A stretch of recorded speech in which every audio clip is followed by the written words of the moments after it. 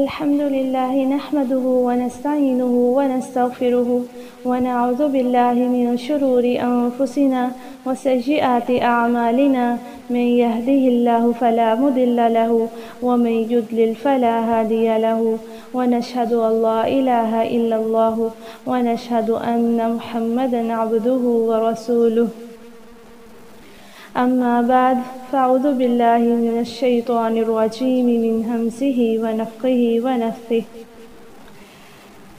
معزز سامعین، السلام علیکم ورحمۃ اللہ وبرکاتہ۔ الحمد للہ رب العالمین۔ الحمدللہ کا معنی یہ ہے کہ صرف اللہ تعالیٰ کا شکر ہے۔ اس کی وجہ یہ کہ تمام نعمتیں جنہیں ہم گن بھی نہیں سکتے، اس مالک کے سوا اور کوئی ان کی تعداد کو جانتا نہیں، اسی کی طرف سے ہے۔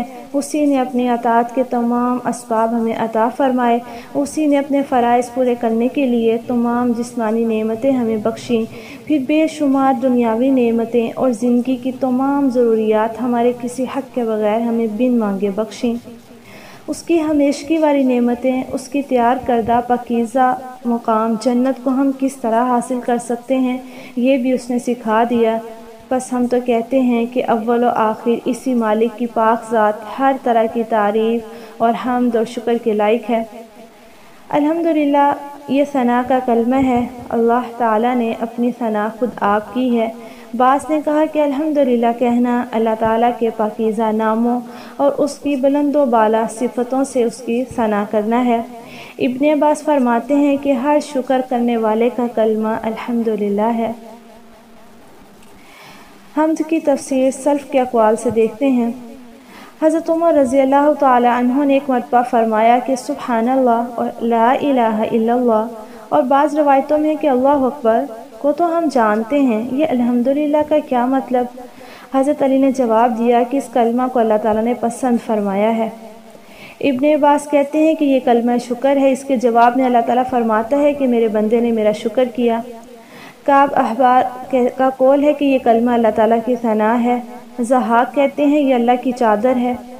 ایک حدیث میں ایسا بھی ہے کہ رسول اللہ صلی اللہ علیہ وسلم فرماتے ہیں جب تم الحمدللہ رب العالمین کہہ لوگے تو تم اللہ تعالیٰ کا شکر ادا کر لوگے، اب اللہ تعالیٰ تمہیں برکت دے گا۔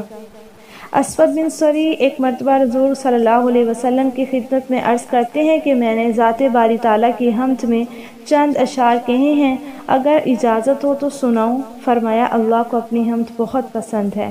مسند احمد اور نسائی کی روایت ہے۔ ترمذی، نسائی اور ابن ماجہ میں ہے کہ حضرت جابر بن عبداللہ رضی اللہ تعالی عنہ سے روایت ہے، رسول اللہ صلی اللہ علیہ وسلم نے فرمایا کہ افضل ذکر لا الہ الا اللہ ہے اور افضل دعا الحمدللہ ہے۔ ابن ماجہ کی ایک حدیث میں ہے کہ جس بندے کو اللہ تعالیٰ نے کوئی نعمت دی اور وہ اس پر الحمدللہ کہے تو دی ہوئی نعمت لے لی ہوئی سے افضل ہوگی۔ فرماتے ہیں کہ اگر میری امت میں سے کسی کو اللہ تعالیٰ تمام دنیا دے دے اور وہ الحمدللہ کہے تو یہ کلمہ ساری دنیا سے افضل ہوگا۔ قرطبی فرماتے ہیں مطلب یہ ہے کہ ساری دنیا دے دینا اتنی بڑی نعمت نہیں، الحمدللہ کہنے کی توفیق دینا جتنی بڑی نعمت ہے، اس لیے کہ دنیا تو فانی ہے اور اس کلمہ کا ثواب باقی ہی باقی ہے۔ سورہ کہف کی آیت نمبر 46 میں آتا ہے المال والبنون زینۃ الحیات الدنیا والباقیات الصالحات خیر عند ربک ثوابا وخیر عملا۔ مال اور بیٹے دنیا کی زندگی کی زینت ہے اور باقی رہنے والی نیکیاں ہی ہیں، آپ کے رب کے نزدیک ثواب میں بھی بہتر ہے اور امید میں بھی زیادہ اچھی ہے۔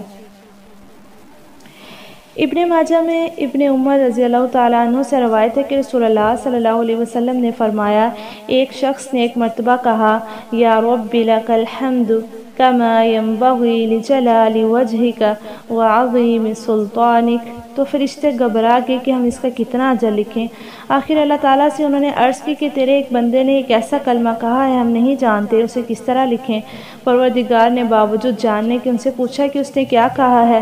انہوں نے بیان کیا اس نے یہ کلمہ کہا ہے۔ فرمایا تو یوں ہی اسے لکھ لو، میں اپنے آپ سے اپنی ملاقات کے وقت اس کا اجر دوں گا۔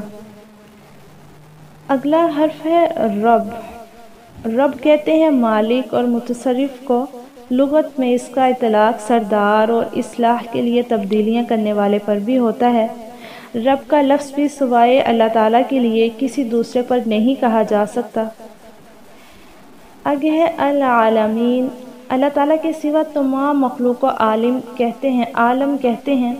لفظ عالم بھی جمع ہے اور اس کا واحد لفظ ہے ہی نہیں۔ آسمان کی مخلوق، خشکی اور تری کی مخلوقات کو بھی عوالم یعنی کئی عالم کہتے ہیں۔ اسی طرح ایک ایک زمانے، ایک ایک وقت کو بھی عالم کہا جاتا ہے۔ ابن عباس سے اس آیت کی تفسیر بھی مروی ہے کہ اس سے مراد کل مخلوق ہے، خواہ آسمانوں کی ہو یا زمینوں کی یا ان کے درمیان کی، خواہ ہمیں اس کا علم ہو یا نہ ہو۔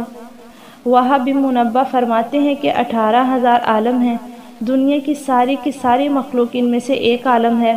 حضرت ابو سعید خدری فرماتے ہیں 40,000 عالم ہے، ساری دنیا ان میں سے ایک عالم ہے۔